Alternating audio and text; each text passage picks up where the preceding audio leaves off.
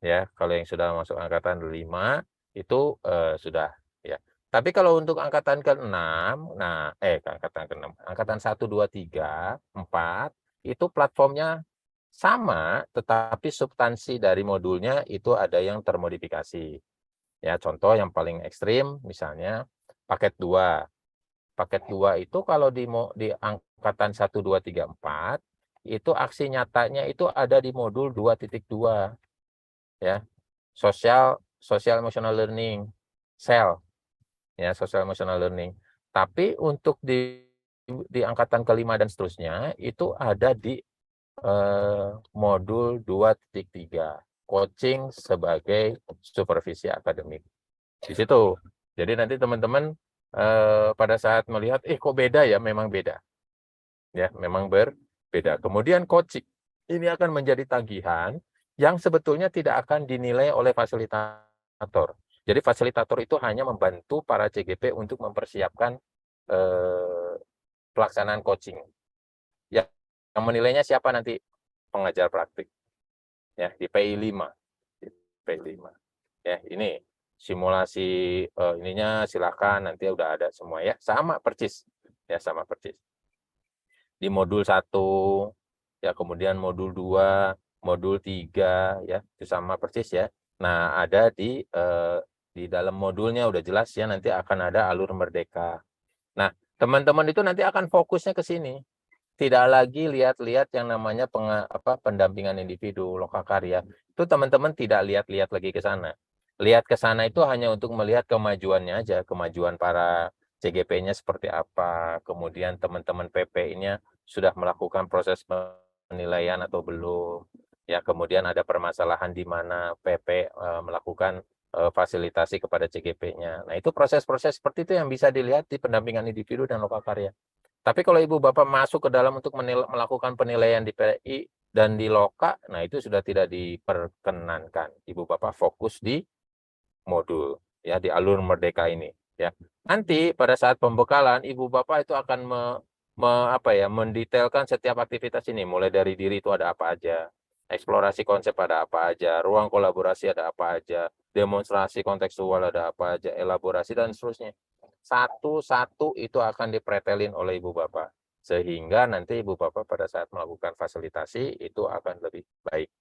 Ya. Pak Yoki, Ya, tinggal 5 menit lagi ya. oke. 5 menit. Nah, ini lokakarya ya, ini udah lewat. Ya, teman-teman sudah jago di lokakarya, pendampingan individu juga sudah jago di pendampingan individu.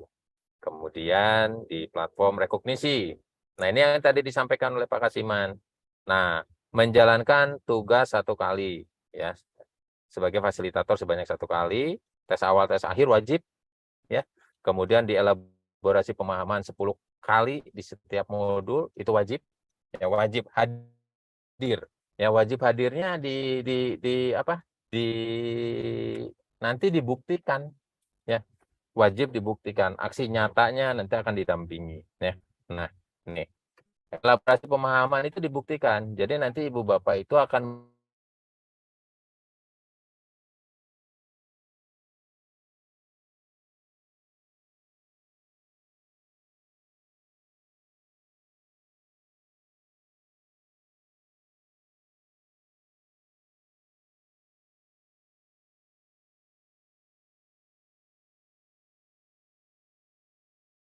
belajar modulnya mah nggak usah istilahnya secara mandiri. Kalau 1, 1, 1, 2, 1, 3 itu mandiri. Kecuali 1, 4. Kalau 1, 4 itu komprehensif, semuanya dipelajari. Sampai ke aksi nyatanya. Nah, pertanyaannya aksi nyata saya sebagai apa? Kalau Ibu Bapak sebagai guru, ya guru. Kalau Ibu Bapak sebagai kepala sekolah, ya kepala sekolah. Aksi nyatanya. Itu. Kemudian refleksi pelaksanaan pembelajaran juga dibuktikan. Dibuktikannya dengan apa? Ibu Bapak nanti akan membuktikan dengan mengcapture time span Ibu Bapak. Artinya kelihatan di situ bahwa Ibu Bapak melakukan fasilitasi. Jadi kalau time span-nya masih nol, semua masih kosong, berarti Ibu Bapak tidak melakukan fasilitasi di aktivitas belajar paket modul. Nah, ini pendekatan proyeknya, ya, aksi nyatanya, modul 1, 4, 2, 3, 3, 3. Jadi teman-teman itu cuma belajar nanti di modul 1, 4, 2, 3, 3, 3. yang memiliki aksi nyata. Itunya mah enggak, apa namanya, yang lainnya enggak secara mandiri. Ini, jadi nanti pembelajarannya modelnya seperti ini. Ini mandiri ya 1-3, nah 4-nya ada aksi nyata, 2-3 ada aksi nyata, 3-3 ada aksi nyata. Sisanya itu enggak ada. Ya, fasilitator pemandu itu akan fokus di modul-modul tertentu saja. Kemudian penilaian kinerja. Nah, Ibu Bapak nanti sebagai fasilitator, Ibu Bapak itu akan dinilai oleh beberapa aktor di setiap akhir paket modul. Ya, di setiap akhir paket modul. Nah, untuk yang angkatan ke-7 dan seterusnya itu akan terintegrasi di SIM PKB. Jadi di LMS itu akan dilompatkan ya, istilahnya apa ya? Dilarikan ke SIM PKB. Jadi isinya itu ke SIM PKB. Jadi nanti teman-teman fasilitator itu nggak bisa lagi melihat ini CGP saya nilai saya kayak gimana ya? Nilainya oh jelek-jelek semua, oh ini saya ganti, ini saya delete. Nggak bisa. Nanti itu nggak bisa. Ya, dari mulai angkatan 7 ini sudah nggak bisa. Dari angkatan 6 ini sudah mulai terkunci. Ya. Nah itu sudah ada di SIM PKB. Siapa yang bisa lihat Satker? Ya, jadi kalau Ibu Bapak berkinerja rendah misalnya, sudah tidak akan bisa lagi diproyeksikan atau dijadikan fasilitator yang untuk angkatan berikutnya karena kinerjanya rendah. Nah, usahakan kinerja Ibu Bapak dipertahankan sebaik mungkin. Lapor PGP jika ada permasalahan-permasalahan yang muncul dari CGP. Misalnya, saya fasilitator, kemudian ada CGP saya mengeluhkan bahwa saya memperlakukan CGP saya tidak andragogi gitu ya. Tidak andragogi. Saya menunjuk atau menyebut kamu misalnya. Nah, itu kan tidak andragogi ya. Nah, salah satu CGP saya merasa bahwa itu tidak baik, kemudian masuk ke lapor PGP. Nah, lapor PGP ini presiden buruk untuk fasilitator. Ini nanti yang akan menindaklanjuti para satker yang bersangkutan. Mungkin bisa ditegur, dievaluasi dan seterusnya. Ya. Penilaian ini penilaian yang dilakukan oleh fasilitator berbeda dengan pengajar praktik ya, punya perannya masing-masing. Ya, kalau fasilitator di alur Merdeka di sini ya, Merdeka ini tapi ini dikali 10. Kenapa? Karena 10 modul. Kalau di pengajar praktik itu di lokakarya dan pendampingan individu saja. Ya. Nah, ini lokakarya, pendampingan individu. Nilainya cuma di situ saja. Kemudian waktu belajar ini mungkin sudah disampaikan oleh Pak Kasiman ya. Ini penilaian CGP, ini nanti detailnya bisa. Ini nanti filenya saya kasih deh. Saya kirim. Nah, untuk mulai dari angkatan ke-5 dan seterusnya, porsi fasilitator sudah tidak 35% lagi, tetapi 50%.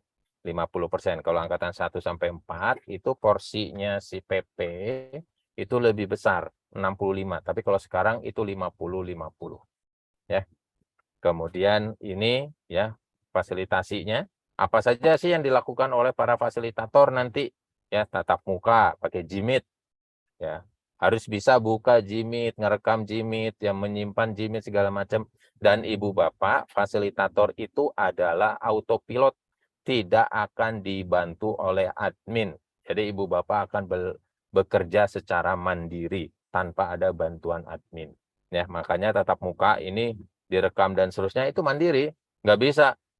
Admin tolong dong buatkan link Jimitnya, nggak bisa. Kata admin bukan kerjaan saya. Ya, itu fasilitator. Umpan balik, nanti memberikan umpan balik seperti apa. Penilaian, fasilitator nanti akan memberikan penilaiannya nanti akan seperti apa. Kemudian mencatat aktivitas-aktivitas yang dilakukan oleh CGP, itu fasilitator nanti akan melakukan seperti apa. Penguatan, bagaimana cara memberikan penguatan di kelas daring seperti apa. Ya ingat ya, tidak ada tatap muka secara luring. Nanti Ibu Bapak itu tidak akan pernah ketemu secara fisik dengan para CGP-nya. Penguatannya modelnya nanti akan seperti apa. Nanti ini akan dibekali. Melakukan refleksi juga sama. Ya. Kemudian mendampingi, ya berpusat pada CGP-nya nanti seperti apa. Fitur pembelajarannya, ini ada jam pembelajaran, ya. Paket 1, paket 2, paket 3, semuanya itu adalah 192 jam pelajaran. Itu kalau Ibu Bapak pegang satu kelas. Kalau 2 kelas ya dikali 2. Ya. Kalau 2 kelas jadi kali 2. Kemudian pertanyaan lagi, Pak, kalau saya 2 kelas, waktunya harus dipisah.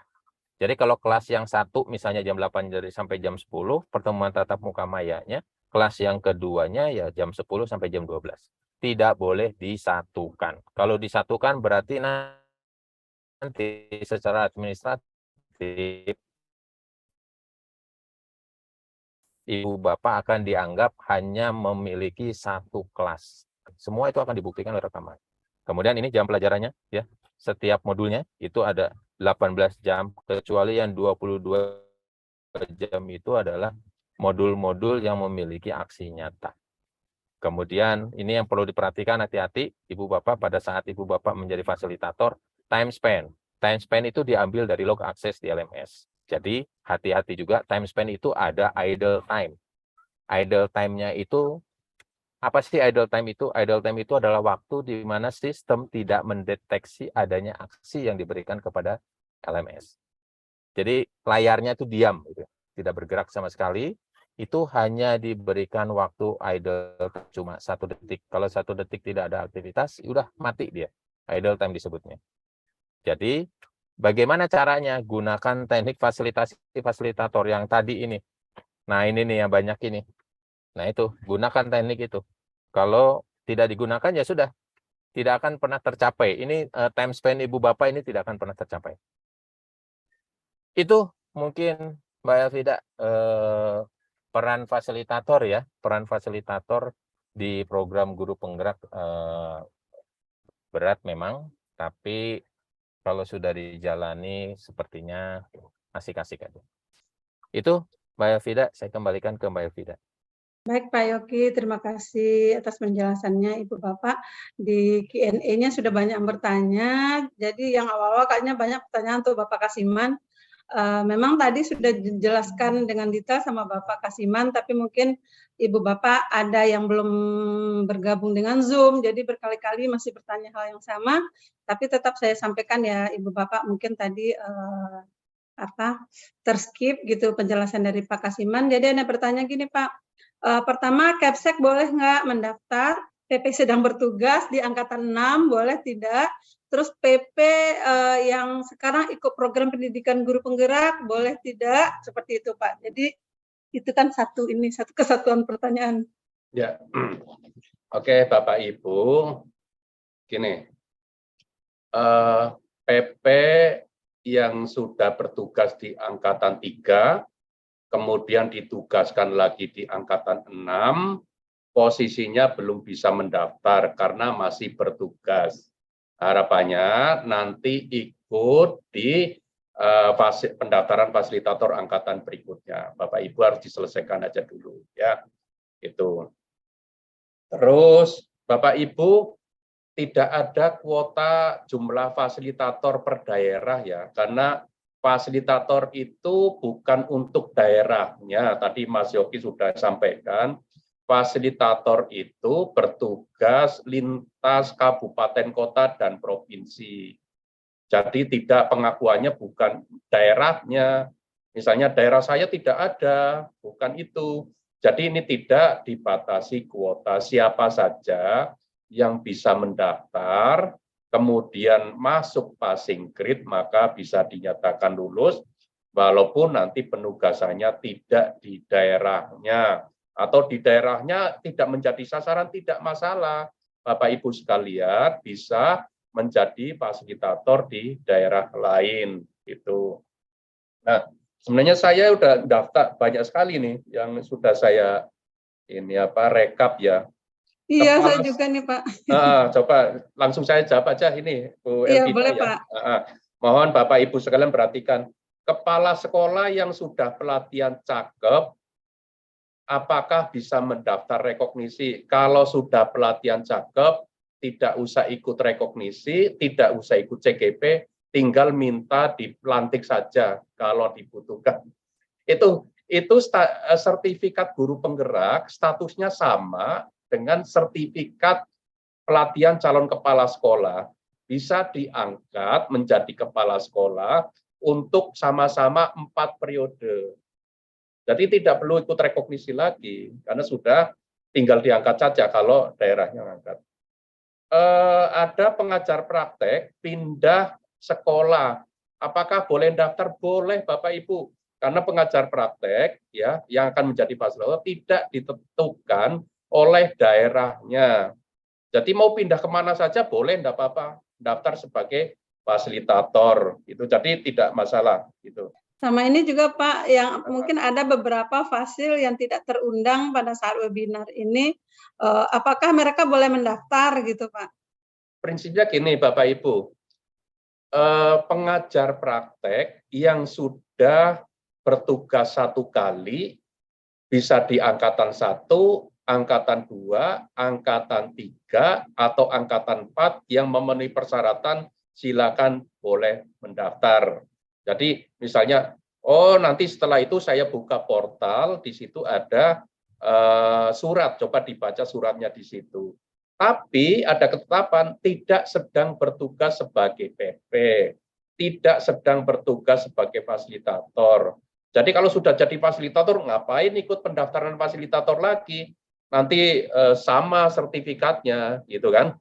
Yang sedang bertugas selesaikan tugasnya, jangan ditinggalkan di tengah jalan nanti ada rekrutmen lagi di angkatan. Ada juga yang angkatan 11 belum ditugaskan, kan tidak perlu ya Pak mendaftar kembali ya, karena tinggal ya walaupun belum bertugas Bapak Ibu, kalau sudah jadi fasilitator tinggal nanti ditugaskan, itu ya.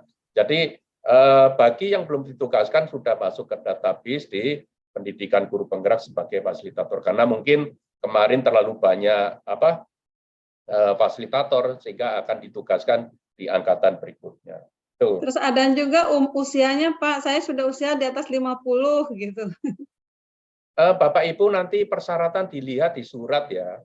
Karena untuk menjadi fasilitator atau aktor pendukung itu tidak dibatasi 50, lebih dari 5, kelihatannya masih bertugas 2 tahun sebelum pensiun kelihatannya gitu ya. Jadi tidak, kalau menjadi guru penggerak baru dibatasi umurnya 50 tahun. Ya. Terus ada juga Pak yang bertanya nih Pak, bagaimana cara menjadi fasilitator tapi juga ingin mendapatkan sertifikat? Tadi sempat juga sebenarnya Bapak sudah jelasin ya. Dapatkan sertifikat apa itu Bu? Guru penggerak. Jadi dia dari jalur fasil gitu, prosedurnya seperti apa? Oh, kelihatannya tidak ada fasil yang tidak ini, karena gini Bapak Ibu, fasilitator yang sebelum angkatan ke-5 itu semuanya adalah pengawas dan widya iswara. Gitu. Nah, fasil yang setelah angkatan 5 itu semuanya adalah dari pengajar praktek. Kalau sebagai fasil itu memenuhi persyaratan untuk rekognisi, untuk mendapatkan sertifikat guru penggerak, silakan ikut. Itu ditetapkan nanti umurnya mencukupi, persyaratannya mencukupi. Dari mana? Hanya dari guru dan kepala sekolah yang belum NRKS. Bagaimana yang sudah NRKS? Ya sudah nggak ikut. Itu tetap bisa menjadi fasilitator, tapi nanti tidak akan diundang sebagai calon guru penggerak rekognisi. Gitu. Ada lagi. Sebenarnya banyak yang bertanya, bingung kenapa di SIM PKB belum muncul. Tadi sebenarnya Bapak juga sudah jelaskan di lini masanya ya Pak. Mulai pendaftarannya baru Besok. tanggal 16 ya Pak. Iya, karena banyak yang tadi pada bertanya di chat juga, di Japri juga. Ya, tadi ini suratnya sudah saya share ya. Tapi Bapak Ibu sekalian coba buka di portal di angkatan 13 ya. Di situ baca suratnya itu supaya loh ini belum dibuka, ya memang belum dibuka karena belum ada pendaftaran. Pendaftarnya baru hari Senin. Oke. Ada yang bertanya Pak, beliau di daerah Papua, PP, apakah bisa ditugaskan untuk DASUS? Untuk DASUS, PGP DASUS dan intensif tidak menggunakan PP, tapi menggunakan fasilitator pemandu. Nah, fasilitator pemandu, Bapak Ibu yang di wilayah DASUS dan intensif, silakan buka portal di rekrutmen fasilitator angkatan 14. Itu suratnya sudah ada. Nah, dibuka di situ. Ya, karena di situ ada tersendiri tidak menggunakan PP. Karena PP-nya di situ cenderung tidak ada. sehingga menggunakan fasilitator pemandu yang bertugas nanti sebagai PP, sebagai fasilitator, sebagai instruktur. Jadi semuanya dirangkep oleh fasilitator pemandu. Silakan Bapak Ibu yang di wilayah Papua atau Papua Barat atau beberapa itu ada informasinya di situ. Yang mau daftar fasilitator, guru penggerak daerah khusus intensif, silakan bisa dibuka-buka. Jadi bisa bertugas nanti di Dasus ya Pak? Iya, tapi sesuai dengan persyaratan yang ada di surat ya. Kemudian ini Pak, mengajukan pertanyaan, saya adalah pengajar praktek PGP Angkatan 2 di Kabupaten Sumbawa, NTB. Kemudian menjadi pelaksana PSP Angkatan 2 yang baru setahun berjalan. Tapi sejak 29 Desember 2022 saya dimutasikan ke sekolah yang bukan PSP. Nah, beliau bertanya apakah dia bisa mendaftar di fasilitator Angkatan 13 ini. Boleh Bapak Ibu, jadi tadi saya sampaikan untuk menjadi fasilitator tidak harus tidak bertugas di sekolah penggerak ya, karena pokoknya sebagai PP mau tugasnya di mana itu bisa mendaftar. Itu jadi mutasi pun tidak masalah. Ya. Itu karena nanti penugasannya tidak di wilayahnya atau di sekolahnya, itu tugasnya di lintas kabupaten kota bahkan provinsi. Ya, oke. Baik Pak, apakah akan kita bahas Pak? Ini banyak tapi waktunya sudah semakin sore. Oke, saya ada lagi nih. Ada yang bertanya, sekolah Indonesia luar negeri pengen juga ikut PGP. Sementara ini belum dibuka karena jumlahnya sedikit, kemudian belum ada desain untuk proses pendampingan ya. Ya, kalau pendampingannya itu nanti dari Indonesia pergi ke Jepang, ya kan? Itu mendampingi yang ada di Jepang, kemudian yang ada di Jerman Saya aja, sana. Pak.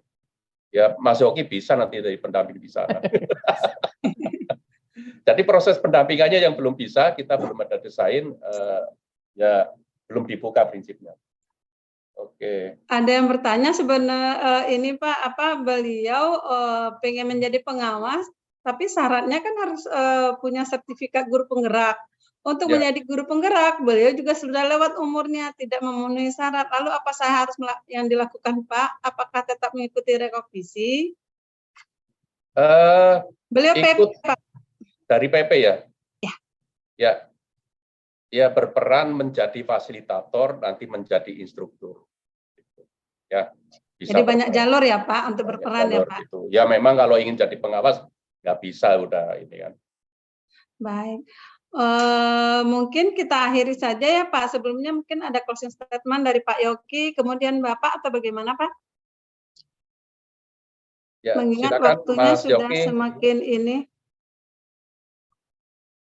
Pak Yogi, apakah ada closing statement sebelum diakhiri oleh Bapak Kasiman, Pak Yogi?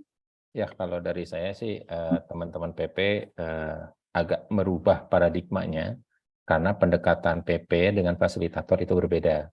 Pendekatan PP itu berfokus pada pendampingan individu dan lokakarya, tetapi nanti fasilitator itu berfokus pada 10 modul yang berbasis menggunakan alur merdeka. Itu. Jadi penguatannya lebih ke substantif, ya, lebih ke substantif, tidak lagi secara praktis di lokakarya dan pendampingan individu. Itu, Mbak Elvida. Baik, terima kasih Pak Yogi. Selanjutnya kita dengarkan closing statement dari Bapak sekaligus menutup sosialisasi ini ya Pak. Silakan. Ya. Oke, terima kasih Bu Elvida, Mas Yogi, dan teman-teman semuanya, Bapak Ibu. Ada satu pertanyaan ini yang akan saya jawab sebelum saya tutup. Saya itu asesor di Ban PT. Boleh daftar fasil? Enggak boleh, silakan. Karena yang tidak boleh itu asesor sekolah penggerak dan guru penggerak. Asal dari PP dan memenuhi persyaratan, silakan. Bapak Ibu, ini kesempatan yang luar biasa bagi Bapak Ibu yang dari pengajar praktek Angkatan 1, 2, 3, dan 4. Untuk yang angkatan 5, nunggu nanti kalau sudah selesai. Angkatan 6, apalagi nunggu lagi. Silakan, tidak apa-apa. Ya. Dicoba ya. Pada prinsipnya Bapak Ibu sekalian pernah melakukan seleksi di pendidikan guru penggerak untuk mendaftar pengajar praktek. Jadi tidak jauh dari itu, bahkan sekarang untuk rekrutmen fasilitator bagi dari pengajar praktek itu tidak ada simulasi mengajar. Jadi Bapak Ibu sekalian ngisi IC, pemberkasan, kemudian nanti tinggal ikut wawancara dan pembekalan. Nah, harapannya Bapak Ibu sekalian bisa ikut ya, karena kita membutuhkan untuk angkatan yang ke-8 itu sebanyak 2.000 fasilitator.